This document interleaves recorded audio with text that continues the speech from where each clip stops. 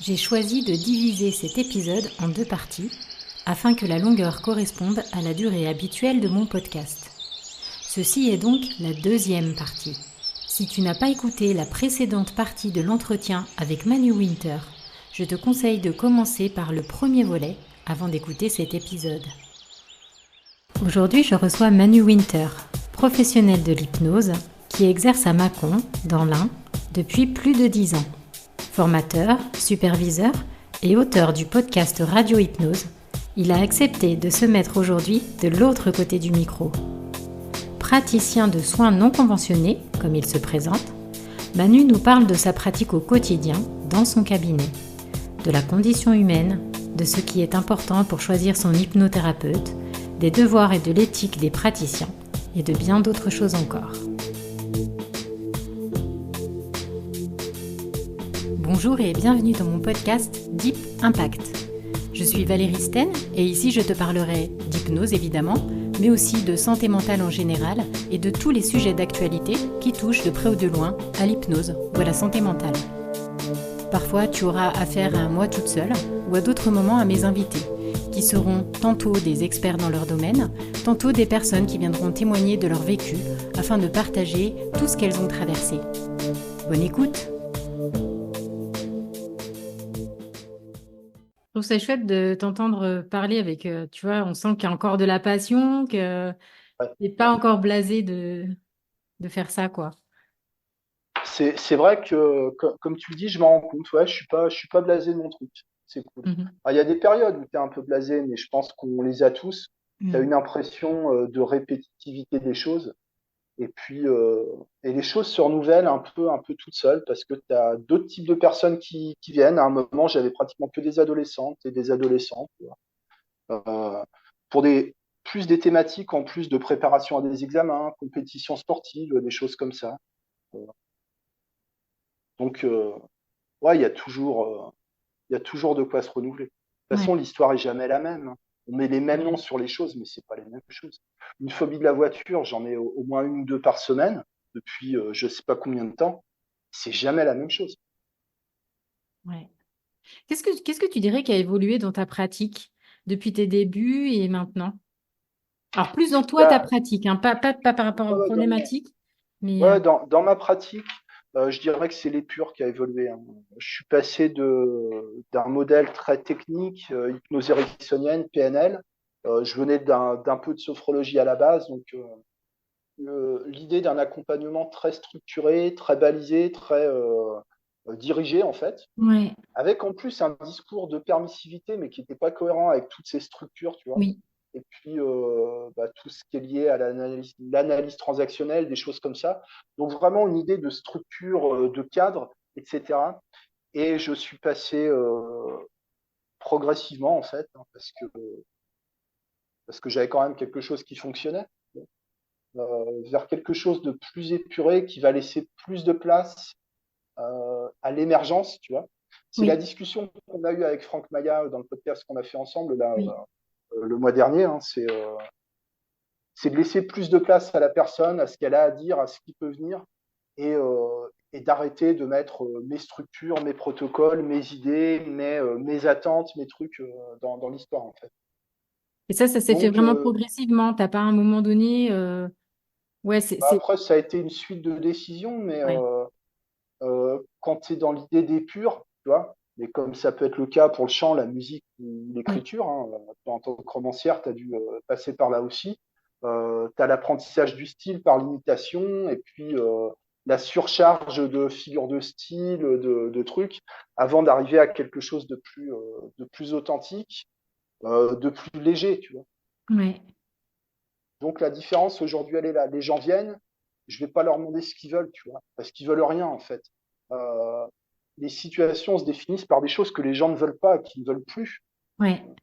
Donc, donc la notion même d'objectif, elle est déjà pas alignée avec ce qu'on fait en fait, avec ce que les gens apportent comme Oui. situation. Donc tu peux déjà passer trois quarts d'heure, une demi-heure juste à laisser les gens parler, et les gens structurent les choses en fait. Euh, les gens sont beaucoup plus éduqués que quand j'ai commencé il y a 10 ans. Ou alors peut-être qu'on avait le biais du thérapeute qui dit que les gens ne savent pas, les gens sont perdus, les gens, voilà, faut pas prendre les gens pour des cons, mais il faut pas oublier qu'ils le sont un peu quand même. Donc je vais tout leur dire, je vais poser exactement les questions qui vont amener aux réponses. Et ça, c'est les questionnements Palo Alto, 180 degrés, je sais pas quoi là, tu sais. Ouais. Ils font faire des demi-tours aux gens, 180 degrés, tu vois. Ouais. C'est génial. Moi, j'essaie de les faire dévier d'1 ou 2 degrés et c'est déjà beaucoup de travail. Donc, je sais pas. Mais c'est vraiment de poser des questions fermées où les gens doivent répondre option A ou option B. Tu vois, et tu as une espèce d'arbre des décisions où tu les emmènes vers quelque chose qui est prédéfini. Euh, sur le papier, c'est génial, c'est hyper convaincant. Et ça donne même aux gens l'impression qu'ils sont dans un truc hyper mathématique, mécanique, qui va forcément les emmener dans un truc. Et dans la pratique, walou, quoi. Mhm. Non, il n'y a que les gens qui peuvent savoir ce qui fonctionne pour eux. Donc ils arrivent, ils disent ce qu'ils ont à dire, et de manière assez fine, assez lucide, assez structurée la plupart du temps. Les gens font de la psychoéducation tout le temps aujourd'hui. Depuis quelques années, je pense depuis le confinement, mais déjà un peu avant, euh, les notions qu'on développe ici, les gens les connaissent au Oui. moins de manière superficielle. Ouais. Donc, ce qu'on peut leur apporter, nous, en tant qu'hypnose, c'est vraiment cette idée d'écoute et d'expérience introspective qui dépasse le langage et la pensée. C'est pour ça que tous les modèles de suggestion de la PNL, de l'hypnose ericksonienne, tout ce qui est en fait préétabli, balisé, planifié, c'est pas du tout de l'hypnose. Ça peut pas être de l'hypnose. On ne peut pas appeler ça de l'hypnose. Et avec ce parti pris-là, bah, je vais de plus en plus vers ce qu'on appelle de l'hypnose sèche, Ouais. qui n'est pas d'hypnose silencieuse, mais qui va être basée plutôt sur des orientations que sur des suggestions. C'est-à-dire, par exemple, je veux retrouver le sommeil, bah, bon, bah, maintenant, voilà, c'est quoi les grandes questions que vous posez à partir du sommeil, etc. Et de travailler avec des questions qui vont rester sans réponse pendant l'hypnose. Ok. Comme Et d'amorcer quelque généralement, chose, en fait. voilà, ce qu'on a appelé en PNL une instruction de procédure, tu instruis quelque Ok. chose, et l'expérience d'hypnose, c'est le démarrage de ce processus. D'où les déviations d'1 ou 2 degrés. Ouais. Ok. Parce que autant la décision d'arrêter de fumer, elle peut être immédiate. Ça existe, hein, tu vois, des séances d'hypnose d'arrêt du tabac en une séance unique. Aller à 50%, 45%, ça fonctionne, ça suffit. Hein. Et pour les 50% qui restent, tu en as encore 50% qui peuvent avoir l'arrêt immédiat sur une deuxième, une troisième séance. Après, ça dépend, mais en gros, ça existe. Pour des histoires de trauma, des histoires de schémas un peu comportementaux, de phobie, de TOC, de trauma, de, tu sais, un peu de pensée automatique, un peu implantée dans l'éducation, Mhm. dans la jeune enfance et tout. Euh, non, tu peux pas faire un changement immédiat. Ce serait même dangereux pour la personne. On Oui. oublie l'environnement, tu vois. Euh, si je tourne un peu en rond sur ta question du début, qu'est-ce qui ralentit ou accélère une séance d'hypnose? En dehors de ce qui se passe pendant la séance, les résultats sont toujours limités par l'entourage de la personne. Toujours. Typiquement, la cigarette, l'alcool, mais même les phobies. Ton entourage te maintient, l'entourage a automatiquement des affects réactionnaires conservateurs. Toujours. Et les gens vont te dire non, mais mon mari me soutient, t'inquiète, tu vas arrêter de fumer, bah, tu vas voir de quelle manière il te soutient. Il va te soutenir pour que tu recommences à fumer, c'est tout ce qu'il va faire. Malgré lui, avec les meilleures intentions du monde, l'entourage a des instincts conservateurs. Mais ça, tu peux pas l'expliquer aux gens. Ouais. C'est très complexe, ouais. Déjà parce qu'ils veulent pas y croire Ouais. et que ce serait hyper négatif comme suggestion.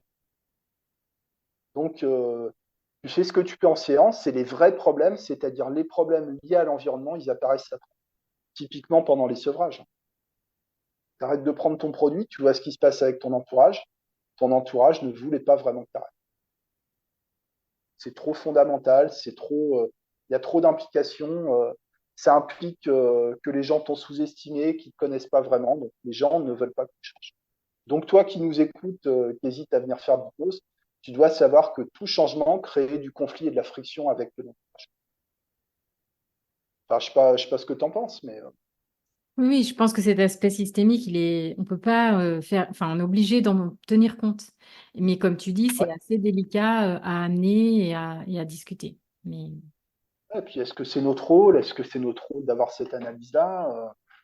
Euh, moi, je sais pas. Puis déjà, d'essayer de comprendre ce qui se passe dans la tête d'une seule personne, alors comprendre les implications des liens avec l'entourage, on peut que avoir confiance dans la oui. personne.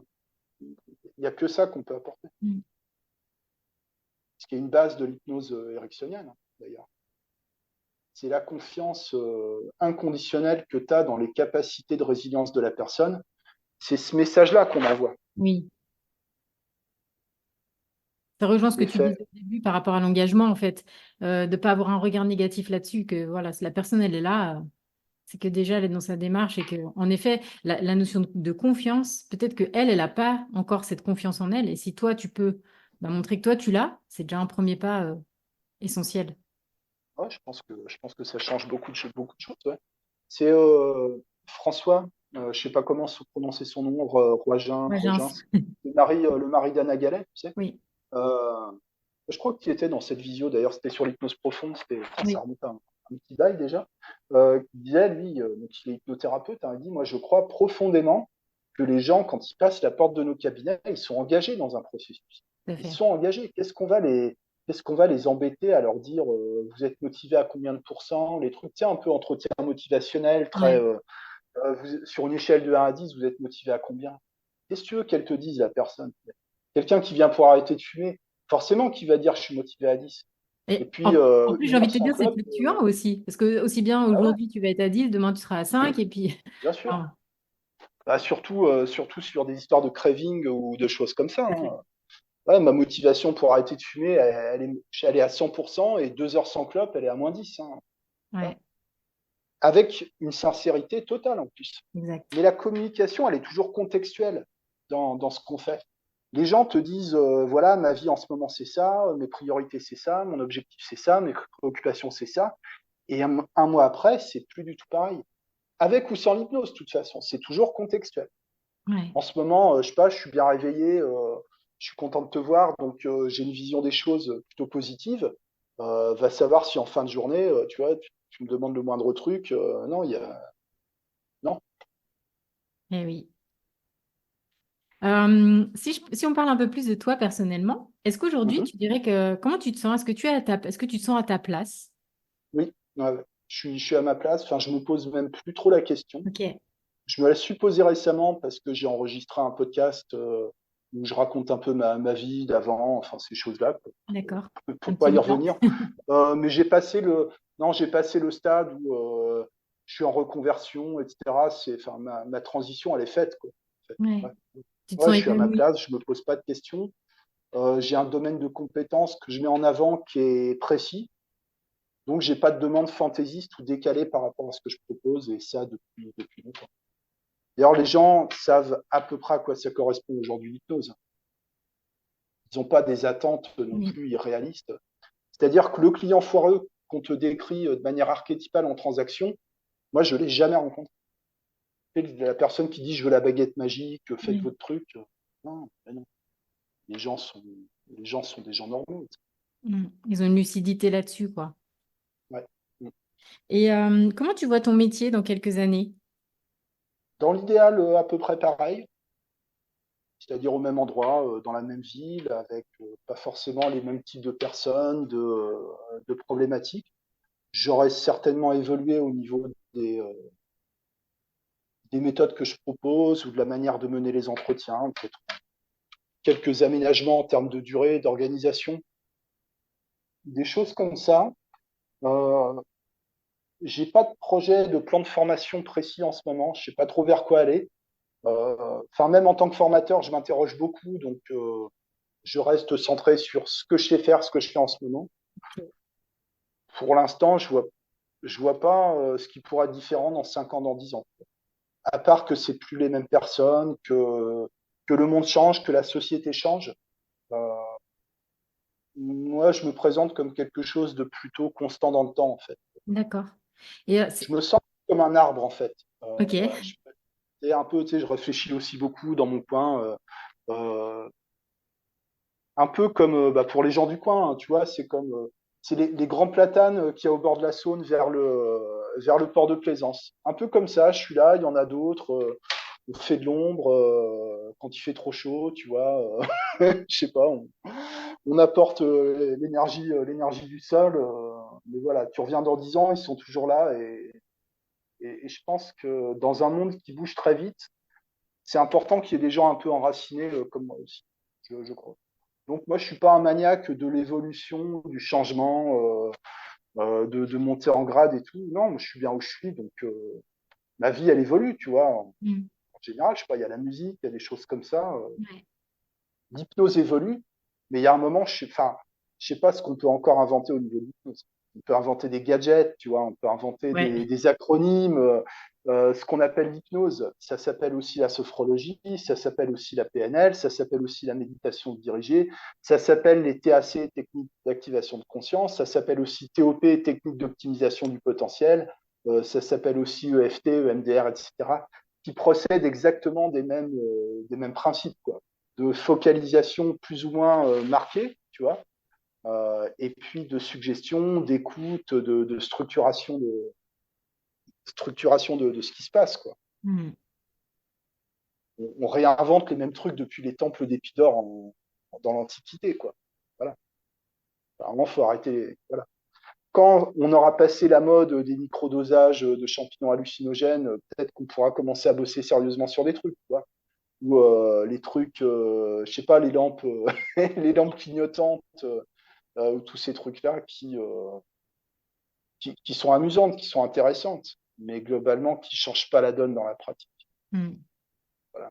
Donc l'évolution de l'hypnose, non, l'évolution de l'acte de l'hypnose dans le grand public, l'évolution des connaissances des gens au niveau de tout ce qui est la psychologie, à la santé, au développement personnel, au bien-être, à l'agi, à l'ésotérisme aussi, parce qu'il y a un intérêt grandissant pour ces choses-là. Ce qui va évoluer dans un avenir immédiat, c'est-à-dire de 5, 10, 15 ans, pour moi, c'est du court terme au niveau de Ouais. l'humanité, tu vois. C'est que les gens vont être de plus en plus informés sur ces choses-là. Enfin, j'espère. Mm. Nous oblige à avoir des pratiques de plus en plus sérieuses, de plus en plus documentées, ce qui fait que des gens comme toi et moi, les inspirations, c'est d'aller vers les sciences humaines, par exemple, vers l'hypnose médicale ou des gens comme ça, parce que qu'on a un intérêt pour les données un peu constantes, un peu vérifiables. Quoi. Ouais. Pour moi, l'évolution, elle est à ce niveau-là. D'accord. Euh, L'exigence qu'on va mettre au niveau du grand public, mais au niveau aussi des professionnels, des exigences qu'on va avoir en termes de surtage des informations. Nous, on est dans un milieu, tu vois, on fréquente plus ou moins des communautés de quelques milliers, dizaines de milliers de personnes, enfin même pas quelques dizaines de milliers, euh, mais tu as 10 nombres plus ou moins nombreuses avec des visions complètement différentes. Hein. Il y a Ouais. l'hypnose médicale, il y a l'hypnose hypnothérapie, il y a la PNL, il y a la magie, etc.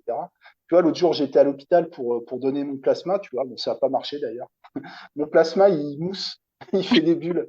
Ça, je sais pas, ça marche pas. Donc voilà. Et le médecin qui fait l'entretien, il me dit voilà, qu'est-ce que vous faites dans la vie? Je dis bah je suis hypnothérapeute. Il dit oh bah me regardez pas comme ça, tu vois, il me connaît un peu. Il dit ah bah tiens, est-ce que vous connaissez machin? C'est un ponte d'hypnose médicale, c'est lui qui m'a formé. Donc, ah ouais, ok. Et jamais entendu parler. Mais D'accord. jamais entendu parler. De la même manière que ce médecin, il n'a jamais entendu parler de moi en tant qu'hypnothérapeute ou des gens qu'on pourrait lui citer. Euh, bah lui, il les connaît pas, tu vois. Donc, on a en plus une espèce d'illusion qu'il y a des gens qui seraient des pontes, qui seraient reconnus, mais tout ça, c'est des effets de communauté. C'est En très fait, difficile de s'y c'est comme les retrouver. bulles Hein. cognitives dues aux algorithmes, etc., qui font que tu Ah restes ouais, un mais peu dans le même ouais. microcosme, finalement. Ouais. Ah, mais c'est des bulles cognitives amplifiées parce qu'en plus les hypnoses sont sont hyper biaisées. C'est les gens les plus biaisés que je connaisse. C'est fabuleux quoi. T'as pas deux hypnos qui ont la même définition d'hypnose. Ouais. je t'ai donné la mienne, mais si Ouais. tu vois, tu m'as donné la tienne quand je t'avais interviewé il y a quelques mois, je sais plus comment tu l'avais dit, mais c'est une autre vision. Alors c'est à peu près le même truc, mais c'est pas le même chemin de pensée, quoi. Mm. On parle de ce qu'on voudrait que soit l'hypnose. Oui, c'est ça. T'as raison. Euh, ouais, c'est Brice Lemaire qui dit que l'hypnose, elle fonctionne sur les croyances de l'hypnothérapeute plus que sur les croyances de la personne, en fait. Tu vois, nous, on a une vision un peu rationaliste du truc, tu vois, et essayer d'avoir un peu de logique, de trucs vérifiables. Mais pour d'autres personnes, c'est une hérésie de penser comme ça. De Mm. dire, mais non, l'hypnose, c'est l'âme, c'est les vies antérieures, c'est des choses comme ça. Et peut-être qu'ils ont raison, je sais pas, tu vois. Et pourtant, c'est quand même de l'hypnose. Ouais. Mais les gens qui viennent à l'hypnose, parce que c'est pour eux qu'on discute. Hein, j'essaie, tu vois, de Ouais, c'est les dur de inclure se dans la recadrer discussion quand sur même. ça. Ouais, ouais, ouais. Pas être trop technique, mais Mm. moi je pense on a besoin nous, enfin ça fait partie de notre responsabilité, toi et moi et les autres, de faire quand même de la prévention. Il n'y a pas que des gens sérieux, il y a des gens très sincères mais pas forcément sérieux. Il y a des promesses qui tiennent pas debout. Il y a des gens qui peuvent chercher à vous éloigner du circuit médical, donc au détriment de votre santé. Il y a des gens qui peuvent chercher à vous isoler de votre entourage en créant des séminaires, des mouvements un peu sectaires. Ça existe, ces choses-là. Euh, il y a aussi des cas d'agression, de viol sous hypnose. Voilà, on a entendu parler de Gérard Miller, mais il y en a sûrement d'autres. Euh, donc bon, tout est pas tout beau, tout rose non plus dans notre truc, quoi. Non. Voilà. Donc nous, on met les pieds dans le plat, on dit les choses, ouais. Mm. Mais de la même manière que vous n'allez pas faire soigner vos dents chez n'importe quel dentiste, bah, vous apportez pas votre vie, votre cerveau à n'importe qui. Mm. Posez des questions aux gens qui vous intéressent. Si tu veux faire une séance avec Valérie, tu lui envoies un message, tu lui dis tiens, j'ai des questions, voilà. Puis si ça te plaît pas, t'as pas besoin de prendre rendez-vous, tu vois. Et puis ça peut être à tout moment au cours d'une séance de dire stop, c'est possible aussi, quoi. Ne pas Hum, s'enferrer avec un thérapeute avec qui on se sent mal. ouais. Mm. Mais il y a une sensibilité à l'autorité chez les gens Ouais. qui est naturelle, puis heureusement, tu vois. Moi, quand je vais chez le garagiste, voilà, bon, bah, il m'a pris 500 balles pour réparer ma bagnole, mais je regarde la facture, je dis, bah oui, un essuie-glace ça coûte tant, un feu de bagnole ça coûte tant, un contrôle technique ça coûte tant, bon, bah ouais, je lui fais confiance. Oui. Mais je sais que je peux lui faire confiance parce que ma voiture, elle roule, et quand je parle de ce que j'ai payé, bon, il va me dire, celui-là, il est moins cher, mais ça va être du 5%, tu vois. Mm. Voilà. Donc, il faut aussi que les gens prennent l'initiative de consulter leurs proches, aussi de parler de ce qu'ils font avec l'hypnothérapeute, je sais pas, à leurs parents, à leurs amis, leurs conjoints, pour dire est-ce que cette personne, ça te paraît sérieux ce qu'on a fait, tu Ouais. vois, de pas être complètement passif dans le truc. Je crois pas que les gens le soient, mais contextuellement, en situation de vulnérabilité, on peut, euh, on peut assister à des dépendances, voire tu sais, des transferts, voire du sentiment amoureux envers le thérapeute, etc. Des choses qui vont aider personne, en fait. Mm. Alors, du coup, je sais pas si je m'écarte ou pas de. Bah oui, comme à chaque question. Tu fais du manu, en fait. Mais Ah, c'est bah, je sais pas. très intéressant. Je savais pas que faire du manu, c'était ça. Et en effet, je pense que c'est des choses qui sont importantes à répéter aux Ouais. gens, quoi. Quand ils choisissent quelqu'un, Bah, et je sais que chez toi, je peux le dire. oui, en effet. Voilà. C'est pour ça que je suis content de discuter avec toi, parce que tu vas pas faire l'avocat l'avocate du monde de l'hypnose en disant non, Mais évidemment, enfin non, d'ailleurs pas évidemment. Mais moi, 90% des hypnos que je connais sont des gens sérieux. Voilà. Alors ça, faut le dire aussi, parce que ah oui, oui, bien sûr. sont des gens sérieux, qui n'ont pas d'autre ambition dans la vie que d'aider les gens, tu vois, voilà, que c'est ça qui les intéresse, Mm. heureusement. Oui, Maintenant, euh, ça ne suffit pas. Faut qu'il y ait une compatibilité, faut qu'il y ait une entente pour les deux une personnes. entente, une confiance, se sentir bien, enfin, beaucoup de facteurs comme ça, humains, finalement. Mais les gens viennent nous voir pour le côté humain, et l'hypnose, c'est quelque chose qui est pas surhumain. C'est une autre dimension de l'humain, quoi. Oui. C'est une autre approche de la communication, du dialogue. Je crois que dialogue, étymologiquement, ça veut dire intelligence à deux, un truc comme ça, quoi. Ok. C'est-à-dire que c'est l'intelligence que tu mets en commun et donc tu es deux fois plus intelligent quand tu discutes Hmm, avec une autre personne. ok. Ah, c'est C'est chouette. génial c'est génial d'être plus intelligent. Moi, Ouais. c'est mon rêve dans la vie. Enfin, si j'ai un objectif, c'est de devenir un peu plus malin, un peu tous les jours. Mais en circuit fermé, ça marche pas. Donc, quand tu as un problème dans la vie, tu fais comme chez Jean-Pierre, t'appelles un ami, tu t'appelles un Voilà. hypno. Ou un ennemi, parce que du coup, ça peut t'ouvrir sur un autre point de vue. Ouais, je sais pas. T'as des ennemis, toi? Des ennemis? Non, quand même pas. Ouais, moi non plus, moi non plus. Des gens avec qui je suis pas d'accord, oui, mais Ah ouais, bah oui, ça c'est la vie, hein. Là, c'est une youtubeuse que j'ai. Bah, youtubeuse, ça fait un peu.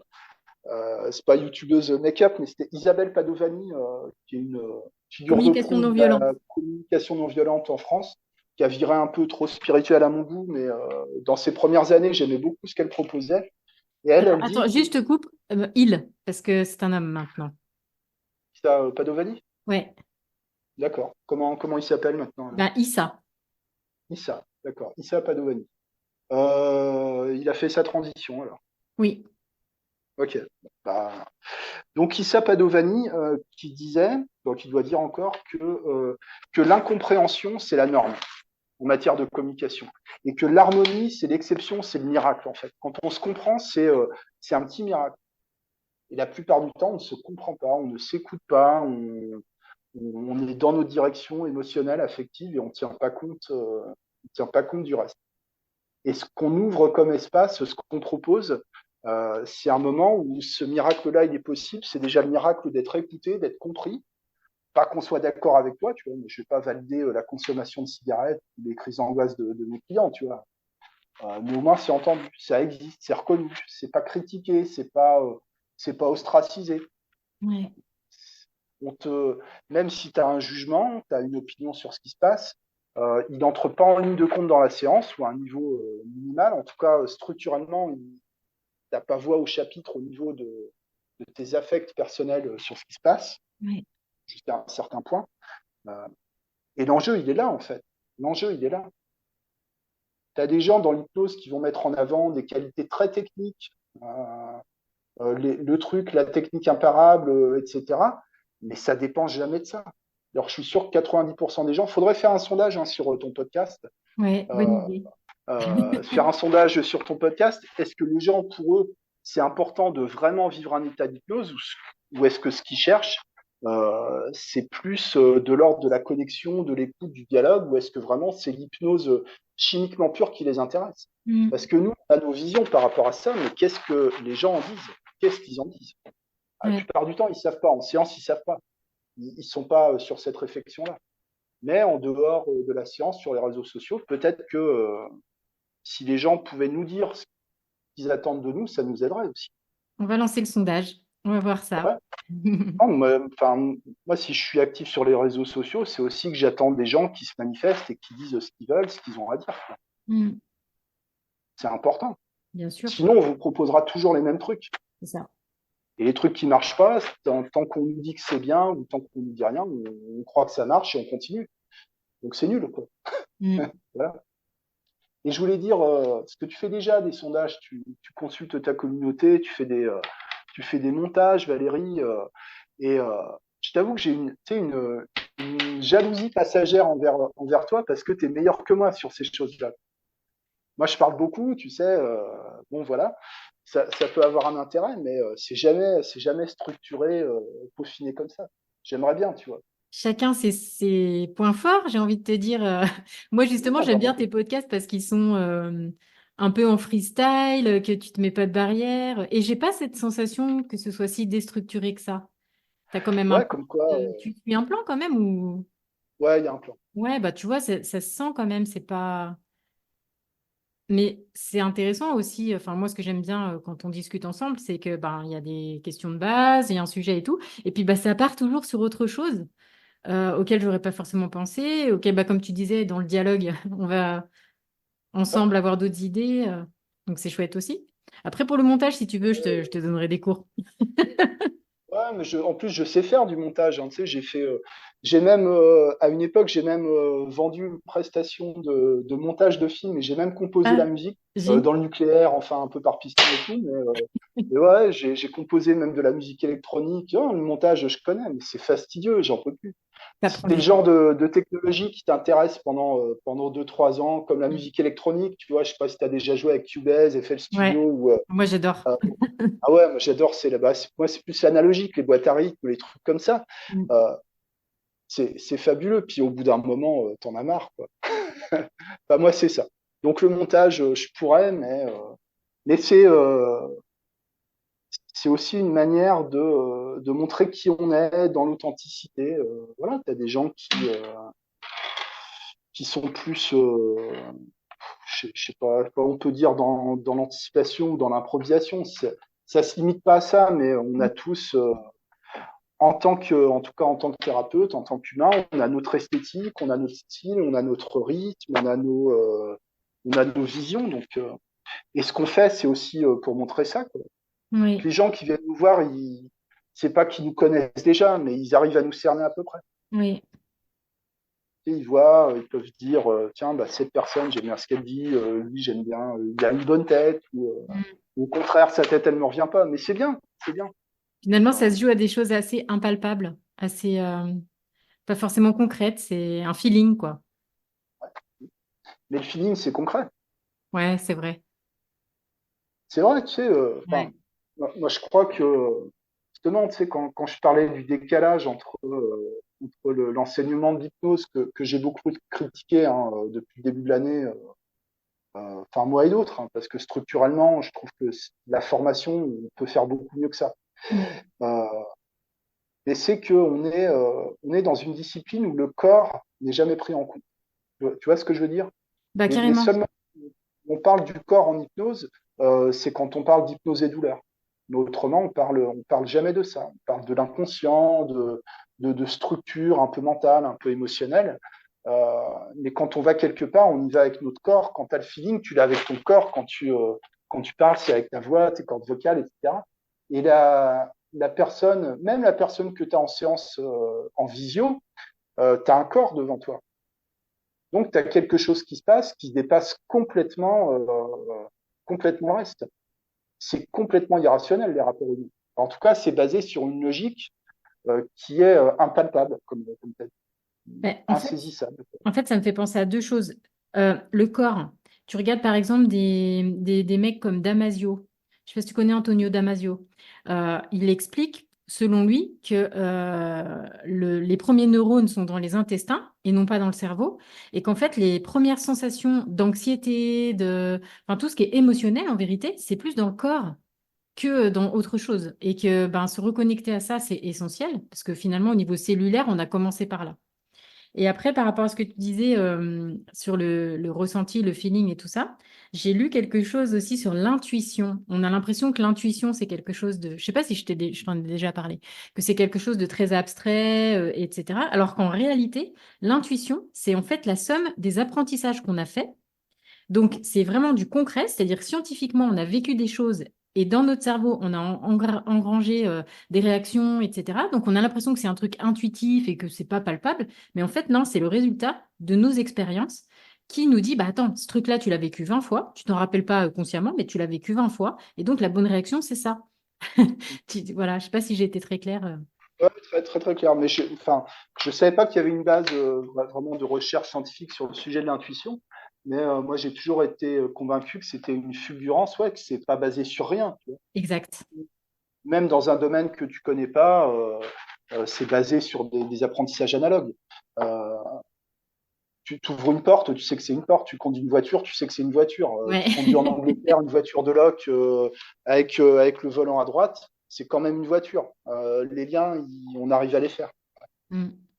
Après, jusqu'où ça va l'intuition si est-ce que il y a l'intuition en tant que réflexe un peu réflexe dans la vie de tous les jours de la débrouille, mais il y a l'intuition prémonitoire télépathique qui peut C'est- être extrêmement puissante, mais qui est aussi basée, enfin Ouais, c'est L'intuition, ça. pour moi, ça se réfère à ça, quoi. Mm. C'est le truc, mais comment j'ai pu savoir que ça marcherait ce truc-là?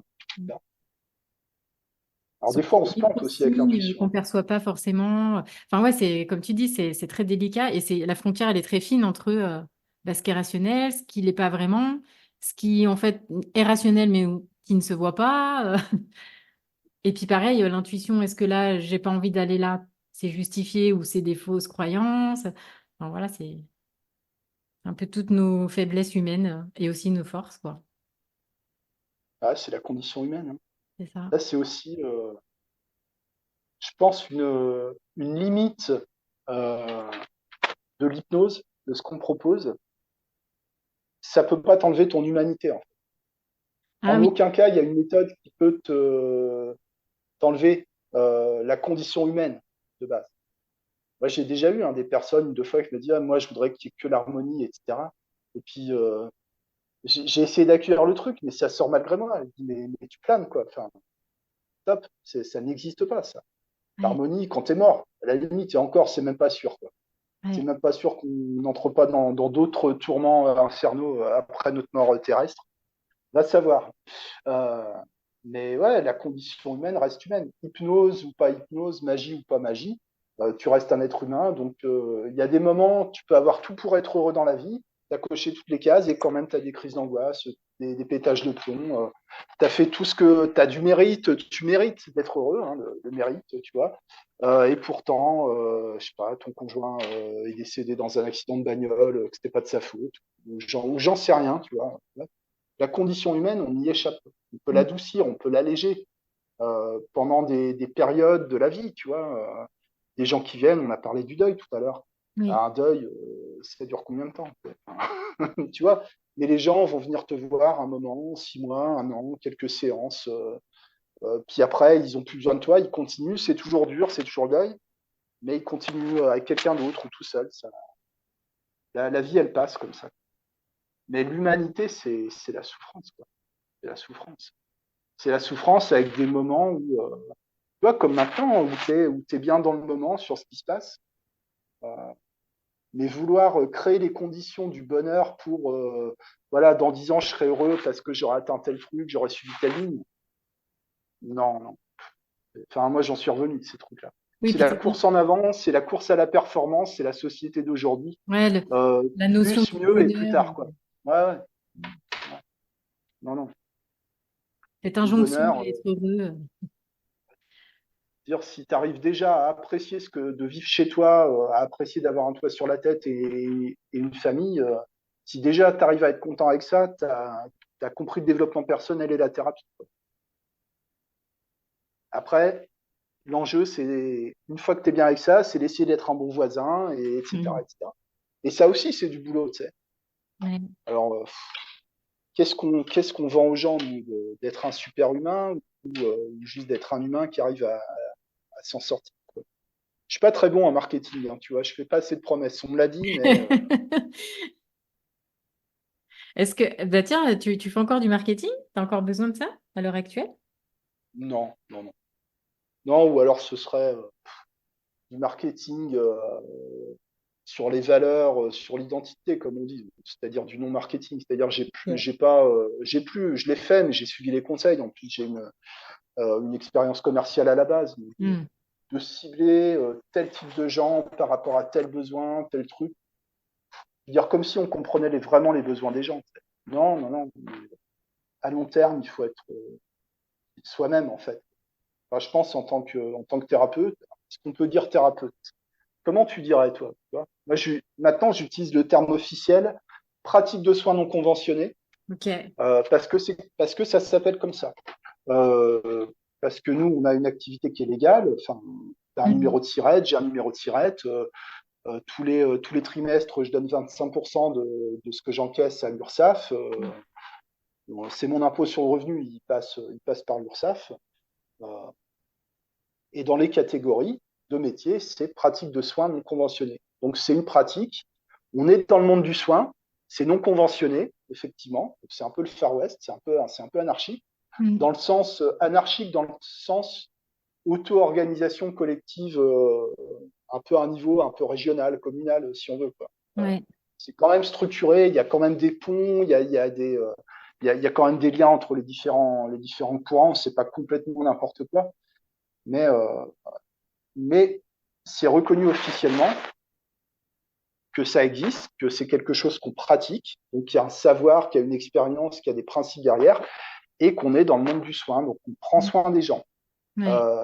C'est compliqué à dire, hein, ça, Mais c'est vrai que c'est à une. l'accepter soi-même. Je dis, ah putain, je Ouais, suis dans le monde des soignants, à ouais, la marge, ouais. voire dans la banlieue du truc, mais notre responsabilité, c'est quand même ça. Ouais, d'où l'importance de la transparence sur tes pratiques et puis des limites aussi, comme tu disais tout à l'heure par rapport au médical, de ne pas faire des promesses qui soient limite dangereuses, quoi. Bah, ça existe, hein. Alors peut-être pas à notre niveau, dans le monde de l'hypnose, j'en ai pas connaissance, mais ça Il y a existe des dans d'autres praticiens, oui. systèmes. Et beaucoup de gens qui font de l'hypnose pratiquent aussi d'autres choses, donc plus ou moins, voilà, on ne sait pas trop ce que c'est, on ne sait pas Mm. trop ce que c'est leur pratique. Et les enjeux, c'est quoi? C'est les retards du soin, c'est de disparaître du monde médical, c'est tous les biais dans l'évaluation des résultats. C'est pour ça que la question d'évaluer les résultats elle est importante. Par exemple, cas extrême, euh, j'ai un cancer du poumon, je me fais soigner, je fais de la chimio, ça marche pas, ça marche pas. Mais bon, quand même, un jour ça va mieux. Puis à ce moment-là, je commence à prendre de l'homéopathie. Et ouais, ça va beaucoup mieux depuis que je prends de l'homéopathie. Donc à la prochaine rechute, je vais pas en chimio, je vais directement à l'homéopathie. Et c'est déjà arrivé. Peut-être une fois ou deux, tu vois. Mais, euh, mais c'est quand même de trop.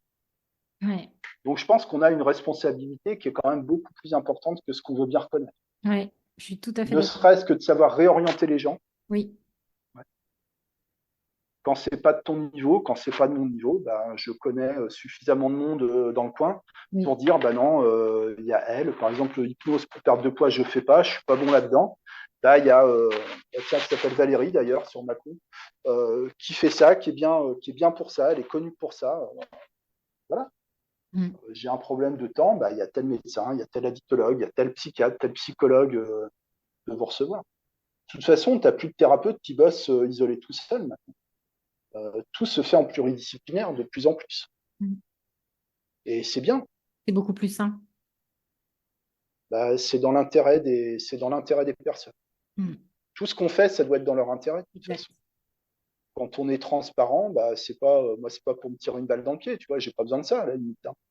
Euh, mais, euh, mais que les gens, qu'il n'y ait pas des erreurs de casting ou des promesses, ou ce qui peut se passer. Et pour moi, à la limite, c'est la dérive la plus problématique.